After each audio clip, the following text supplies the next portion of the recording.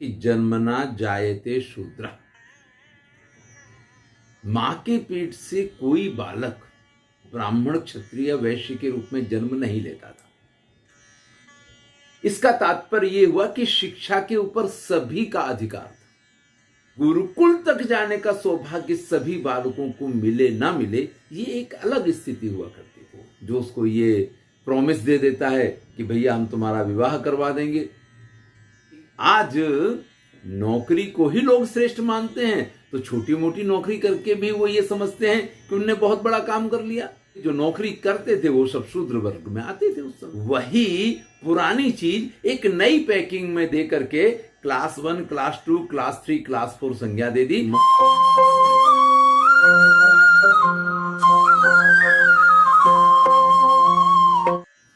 नमस्कार मित्रों, मैं हूं डॉक्टर हरिनिवास। चैनल है संस्कृत साहित्य एवं संस्कृति। IKS भारतीय ज्ञान परंपरा के वीडियो चल रहे हैं और आज के वीडियो में हम चर्चा करेंगे जो हमने भारतीय ज्ञान परंपरा को जाना है, लेकिन उसमें हमें क्या पढ़ाया जाता था, कैसे पढ़ाया जाता था, हमारी गुरुकुल, विश्वविद्यालय, इस सब में शिक्षा पद्धति क्या थी और हमें शिक्षा में क्या सिखाया जाता था। आज का विषय ये रहेगा। सबसे पहली बात तो यह है कि जन्मना जायते शूद्र। मां के पेट से कोई बालक जो है वो ब्राह्मण क्षत्रिय वैश्य के रूप में जन्म नहीं लेता था। इसका तात्पर्य यह हुआ कि शिक्षा के ऊपर सभी का अधिकार था। हर वो बालक जो विद्या अध्ययन करना चाहता है और हर वो माता पिता जो अपने बालक को पढ़ाना चाहते हैं, उनका विद्या पे अधिकार।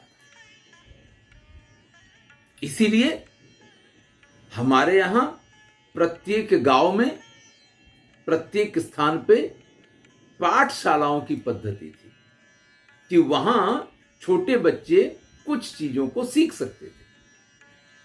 देखिए, संपूर्णतया अनपढ़ तो भारतीय समाज में कोई नहीं होता।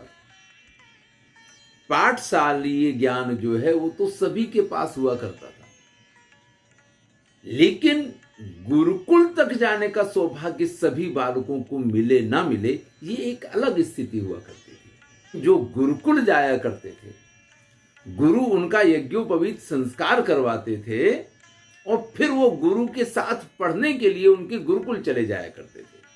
अभी भी जो हमारे यहाँ उपनयन संस्कार होता है, यज्ञोपवीत संस्कार होता है, उसमें एक विधि के रूप में इस कार्य को किया जाता है कि जिसका यज्ञोपवीत संस्कार हो रहा है, गुरु उसको मंत्र देता है, गायत्री मंत्र प्रदान करता है और उसके बाद वो शिक्षा के लिए निकलता है।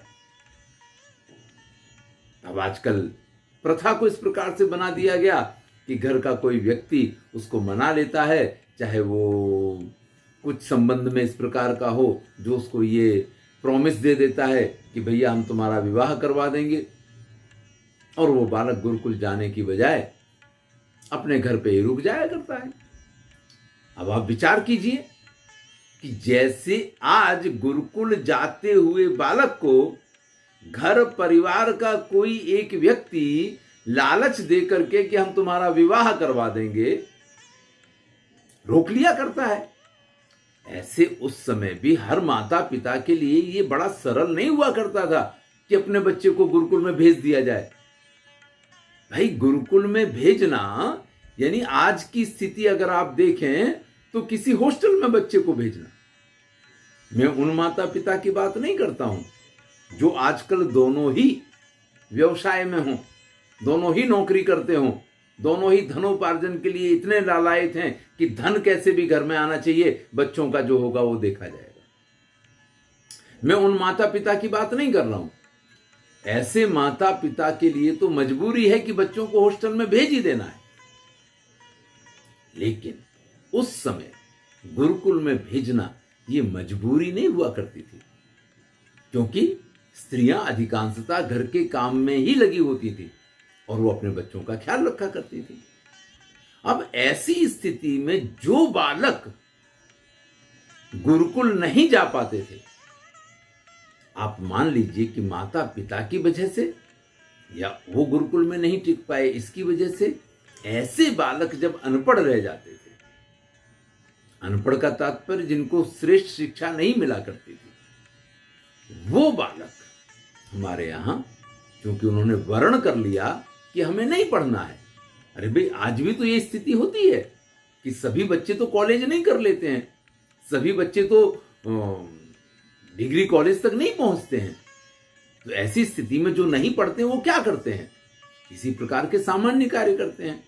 ये अलग बात है कि आज नौकरी को ही लोग श्रेष्ठ मानते हैं, तो छोटी मोटी नौकरी करके भी वो ये समझते हैं कि उनने बहुत बड़ा काम कर लिया। लेकिन हमारे यहां तो नौकरी को तो अधम माना जाता था। तो जो अधम कार्य करते थे, जो नौकरी करते थे, वो सब शूद्र वर्ग में आते थे। उस समय बड़ा ओहापोह इस समय होता है। चलिए हम अपने विषय के ऊपर आते हैं। तो शिक्षा पर सबका अधिकार था, लेकिन गुरुकुल वाली शिक्षा, गुरु के यहां जाकर के रहना और शिक्षा प्राप्त करना, यह हर किसी के बस की बात नहीं थी। ना तो हर माता पिता अपने बच्चे को छोड़ने के लिए तैयार होता है, आज भी नहीं होता है, और तब भी यह समस्या वाली बात थी। और ना ही हर एक बालक इस प्रकार का होता है कि वो वहां जाकर के टिक पाए। तो जो बच्चे गुरुकुल में रह करके पढ़ जाते थे, श्रेष्ठ पद प्राप्त करते थे, वो हमारे यहाँ द्विज कहे जाते थे। ब्राह्मण, क्षत्रिय और वैश्य की कक्षा में आते थे। उसमें भी कैटेगरी थी कि कुछ लोग पढ़ो पूत सोई, जामे हड़िया खदबद होई, ऐसा पढ़े कि वो व्यापार कर सकते हैं, धंधा कर सकते हैं, तो अपने वैश्य की कक्षा में आ गए। कुछ उससे और अच्छी तरीके से पढ़े, उन्होंने कहा कि नहीं, अपने खाने पीने की नहीं, लोगों की सेवा, लोगों का कार्य, लोगों की रक्षा, लोगों की भलाई के लिए हमें कुछ करना है, तो क्षत्रियों की कक्षा में आए। और उससे भी अधिक जो श्रेष्ठ हुआ करते थे, जो इन सब के लिए उपकार के काम करने के लिए तत्पर रहते थे, जो बड़े बड़े विषयों की खोज किया करते थे, जो समाज के कल्याण के लिए हमेशा तत्पर रहते थे, ब्रह्मं जानन्ति ब्राह्मणा, ऐसे जो विद्यार्थी हुआ करते थे, जिनकी आधे से ज्यादा उम्र इसी में निकल जाती थी कि वो समाज के कल्याण के लिए क्या और तपस्या कर सकते हैं, तब वो ब्राह्मण की कक्षा में पहुंचा करते। आज भी स्थितियां इसी प्रकार की हैं, इसमें कुछ ज्यादा परिवर्तन नहीं हुआ है। जो 5वीं, 6ठी, 7वीं तक पढ़ते हैं, वो कहीं किसी गैरेज में, कहीं किसी जगह पे, किसी ढाबे पे, किसी बस पे, ट्रक पे क्लीनरी करेंगे, इस प्रकार के काम करते हैं। जो उससे कुछ ज्यादा पढ़ जाते हैं, वो ऑफिस वगैरह में क्लर्की का जॉब करते हैं। जो उससे ज्यादा पढ़ जाते हैं, उनको कुछ और अच्छी नौकरियां मिल जाती हैं। लेकिन जो यूपीएससी वगैरह इस प्रकार की परीक्षाएं क्लियर करने के लिए अपना जी जान लगा देते हैं, तो ऐसे क्लास 1 ऑफिसर बनते हैं।